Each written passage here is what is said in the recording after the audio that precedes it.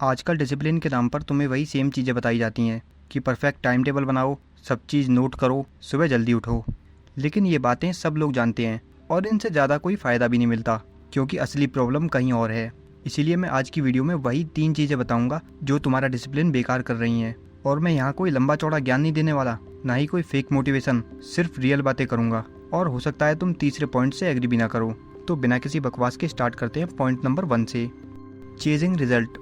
मैं पहले सोचता था कि 1-2 वीडियोस अपलोड करूंगा, उन पे लाखों व्यूज आएंगे, फिर पैसों की बारिश होगी, मस्त लाइफ सेट हो जाएगी। लेकिन सारी प्रॉब्लम इसी बात में थी, मुझे पहले तुरंत रिजल्ट चाहिए था। और शायद यही रीज़न है कि बहुत सारे लोग डिसिप्लिन मेंटेन नहीं कर पाते।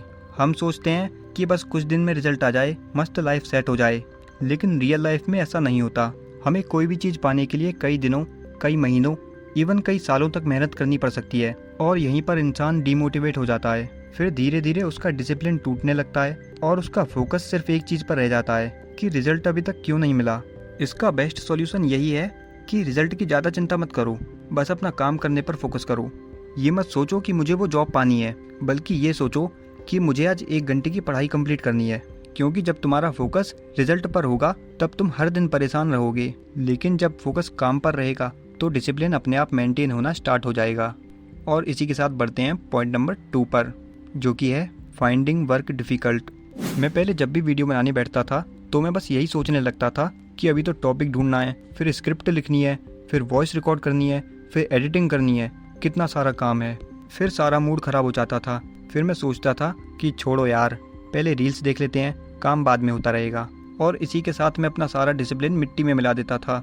प्रॉब्लम ये थी कि रील्स देखने की वजह से मुझे फ्री में डोपामिन मिल जा रहा था, वही एक्साइटमेंट, वही एंटरटेनमेंट, वही खुशी बिना मेहनत के। और उसके बाद इतना बड़ा काम देखकर मन नहीं करता था, क्योंकि रियल वर्क स्लो होता है, उसमें एफर्ट्स लगते हैं, उसमें मेहनत लगती है। इसीलिए रील्स देखना तो बंद करना ही है, लेकिन साथ ही तुम्हें अपने काम को देखने का तरीका भी बदलना पड़ेगा। कभी भी किसी काम को एक साथ मत देखो।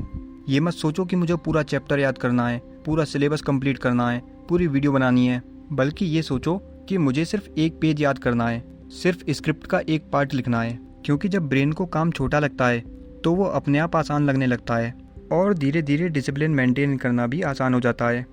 और अब बढ़ते हैं पॉइंट नंबर 3 पर, जो कि है नो फिजिकल मूवमेंट। अगर मैं कहूँ कि तुम्हें अपना डिसिप्लिन मेंटेन करने के लिए वर्कआउट करना पड़ेगा और अपनी डाइट सुधारनी पड़ेगी, तो शायद तुम मेरी बात पर विश्वास ना करो। लेकिन एक बार खुद सोचो, एक बंदा है जो पूरे दिन बिस्तर पे पड़ा रहता है, जंक फूड खाता है और पूरे दिन फ़ोन यूज़ करता है। और दूसरी तरफ एक बंदा है जो डेली वर्कआउट करता है, वॉक पर जाता है और अच्छी डाइट मेंटेन करता है। तो डिसिप्लिन मेंटेन करना इन दोनों में से किसके लिए आसान होगा? जाहिर सी बात है दूसरे वाले के लिए, क्योंकि जब तुम अपनी बॉडी से डेली मेहनत करते हो तो धीरे धीरे तुम्हारा ब्रेन भी आलस करना कम कर देता है। लेकिन जब तुम्हारे पूरे दिन का रूटीन ही कंफर्ट से भरा हुआ और इंस्टेंट डोपामिन वाला होता है तो हर काम तुम्हें अपने आप मुश्किल लगने लगता है। और इसी वजह से बहुत लोग लेजी हो चुके हैं। वर्कआउट सिर्फ तुम्हारी बॉडी को इम्प्रूव नहीं करता, बल्कि वो तुम्हारी एनर्जी, फोकस और मेंटल स्टेट पर भी इफेक्ट करता है। इसीलिए अगर तुम डिसिप्लिन मेंटेन करना चाहते हो तो अपनी बॉडी से मेहनत जरूर करो, चाहे जिम जाओ या होम वर्कआउट करो या सिर्फ वॉक करो, लेकिन करो, सिर्फ पड़े मत रहो।